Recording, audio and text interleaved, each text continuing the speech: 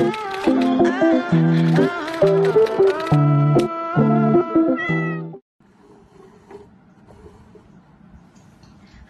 Assalamualaikum. Saya Ain dan hari ni Ain nak buat room tour dekat Desa Siswa Saujana. Okay, let's get started. So, inilah hari-hari view Ain nak buka bilik. Masuk bilik hari-hari kan, lepas tu kita kena kunci lah. Okay, lepas tu Ain nak tunjuk. Ni ada almari A, lepas tu ada almari B.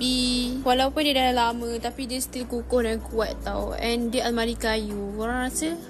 Almari kayu. Okay, ni kita close up sikit. Lepas tu kita tengok. Ni almari A by the way, sebab kita tak ada roommate lagi. So, boleh lah bagi contoh kan. So, almari dia besar. Tengok ni, boleh muat 2 bag luggage. Lepas tu kat atas ni pun besar juga. Boleh muat luggage yang besar korang tu. Lepas tu ada 2 almari besar yang boleh letak kotak kasut pun boleh. Macam tu. Okay, lepas tu ni cermin A, dan lepas tu ni cermin B.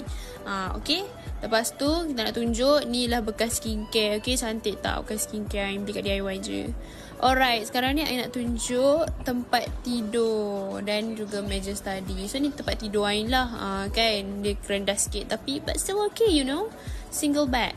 Okay, lepas tu dekat single bed ni kita ada 2 almari. Best tau. Macam ada kedai runcit dia letak. Lepas tu ada letak memang dia agak kroket sikit. Okay, lepas tu main tunjuk dekat sikit. Ni macam barang-barang runcit lah. Ada pengepit, ada sampah. Lepas tu ni macam stationery. Macam tu lah. Ain buat dekat almari yang the second one. Okay, lepas tu Ain ada ni ada 3 tau bantal.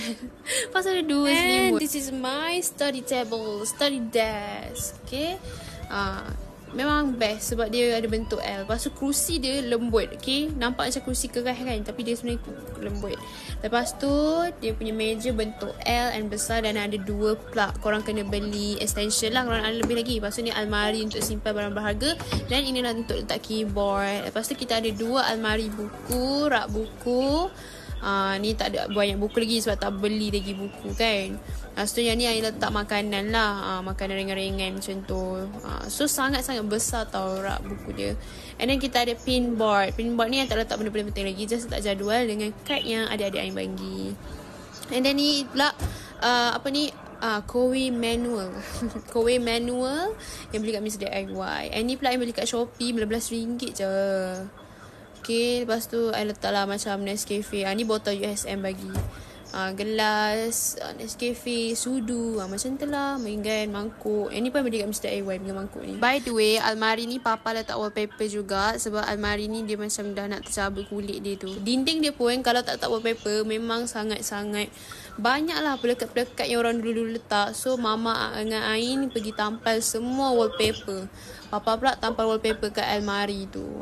And this is my view every single morning, every single day. Ada hijau, ada bangun-bangunan. Ain boleh siap hi lagi kawan Ain kat ujung sana tu. Okay, bila macam kalau Ain stress-stress tu, Ain tengok je tingkap kat luar tu. Okay, itu saja. Selamat belajar semua. Jangan malas-malas, rajin. Bye.